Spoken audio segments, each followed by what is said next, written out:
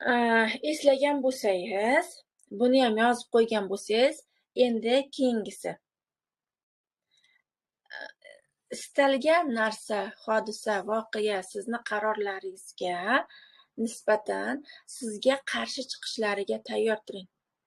Hech kim sizni qo'llab-quvvatlashga majbur emas va qarshi chiqsa, bular uni fikrida deb uni ham to'g'ri tushunasiz. Ya'ni tashqi omillar bilan umuman kurashmaysiz. Umuman. Keyingisi, hali yana sizni oldinda zo'r narsalar kutib turibdi. Bugundan boshlab rivojni tanlagan ishtirokchilarimiz unutasiz. Nimani? Behuda nolish ongidagi suhbatlarni unutasiz. Narxlar oshib ketdi, yo'llar yomon, yana nima bor?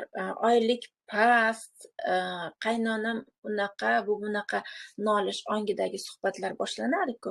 Shularni unuting va o'zingiz ham u suhbatga umuman kirishmang. Bu birinchisi. Hozir shu joyda yoza olasizmi? Kimda hozirgi paytda, hozir va shu yerda nolish ongi bor? Ya'ni nimadan siz norozi bo'lib turasiz? O'shani bitta misol qilib sizga ochib berardim-da. Hali darsning oxirida ham sizni mikrofonlaringiz ochaman. Savolimga to'g'ri javob berganlarga, ungacha ham kim hozir shunaqa nolish ongidagi esladi birorta bir o'zingizdagi bo'lgan hodisani. Endi bundan tashqari ikkinchisi, bu kimdirga ko'rsatib qo'yish uchun, kimgadir isbotlash uchun, go'zalligingizni kimdir ko'rib kuyib yonib o'lishi uchun-da qilinadigan xatti-harakatlarni, yig'inlarni bugundan boshlab unutasiz. Yig'in gaplar deb yozdim, sizga tushunarli bo'lishi uchun. Bugundan boshlab siz uchun u narsalar ham yo'q. Nolish ongi ham yo'q va xo'ja ko'rsinga qilingan gaplar, yig'inlar yokida o'sha bormasam xafa bo'ladi degan narsalar ham qo'shilgan yig'inlarga bormaysiz, uni unutasiz. Haqiqiy rivojni xohlasangiz, chunki ular sizni yana o'sha birinchi boshdagi slaydimga o'xshab o'yinni ichiga olib kirib ketadi-da. Tushunyapsizmi?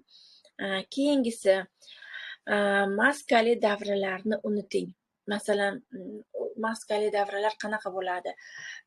Ichi turmush o'rtog'i bilan o'zi va misoli yechilmagan yonib turibdi-da, lekin voy biza zo'r, mana bunaqa qildi, kecha menga mana bunaqa podarka qildi, bunaqa qildi degan maskali davralarni unutasiz. Yokida yana qanaqa o'zingizni zo'rligingizni ko'rsatib qo'yish uchun bo'ladi-ku. Masalan, men birdaniga hozir o'sha bilamanda, kimdir alamda, bironda davraga borsak, kimdir alamda, kimdir nafratda, kimdir bir narsani ko'rsatib qo'yish uchun kelganligini men o'sha bilaman. Shuning uchun hozir unaqa davralarga deyarli bormayman va bunaqa tug'ilgan kun shumli joylar bo'ladi-ku, to'g'ri u yoqda boshqacha atmosfera bo'lsa, ularga ham bormayman. Boshqacha atmosfera qanaqa atmosfera? Bu haqiqatan ham maskali atmosfera, ichida yechilmagan savollar bor bo'ladi va savolni yechimini alamdan, nafratdan ko'rsatib qo'yishdan olmoqchi bo'lgan davralarda o'sha men yo'qman, unaqalar davramiz o'zgarib ketgan va shunaqa sizga maslahat berardim. Maskali davralarda ishtirok etmaslikni va ularni unutishni. Endi keyingisi, bu ko'p bajarishingiz kerak bo'lgan narsalardan eng birinchisi, o'zingiz bilan yolg'iz qolishni o'rganing. Biza hammani eshitamiz, lekin o'zimiz eshitmaymiz. O'zingiz bilan yolg'iz qoling desam, ko'pchilikka bu bir osmondan tushgan gapdek bo'ladi. Men o'zi etak yolg'izman deydi ko'pchilik, bilasiz.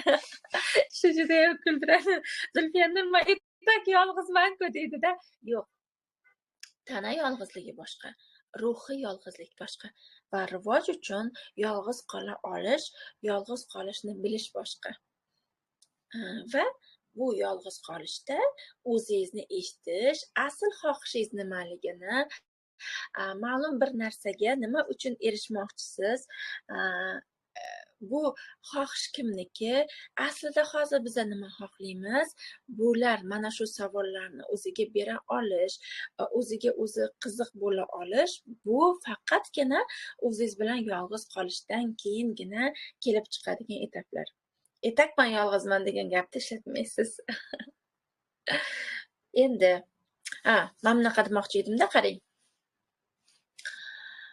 Shu yigitni tashlab ketganda, turmush o'rtog'i kimgadir xiyonat qilganda, judayam yomon ahvolga tushib qoladigan ayollarimiz, qizlarimiz, aynan siz o'zingiz bilan yolg'iz qolishni bilmaysiz, o'sha o'zingizni eshitishni bilmaysiz va shu paytda aynan shu hodisa sodir bo'ladi. Просто buni men sizga 3 kunlikda maksimalni beray deb shatdek siqilgan bilan beryapman-da. Masalan, перезагрузка kursimizda shu 40 kun davom etadigan kursimizda buni ochib beraman-da. O'sha bitta muammo, dumaloq yechimi kerak bo'lgan savol bo'lsa, uni iloji boricha har bitta savolni 360 gradusdan qaratib men yechim beraman-da. U yoqdan ko'rsatib beraman, siz u yechimni beraman, bu yoqdan ko'rsatib beraman, siz bu yechimni beraman. Xullas savolingiz qolmaydi-da umuman. Lekin sizga mana 3 kun ichida ham juda ko'p ma'lumotlarni, ko'p va xo'p ma'lumotlarni formula shaklida, bayroq shaklida, kara shaklida berishga harakat qilyapman-da. Shu uchun yozib olavering, tushunib olavering, his qilib olavering.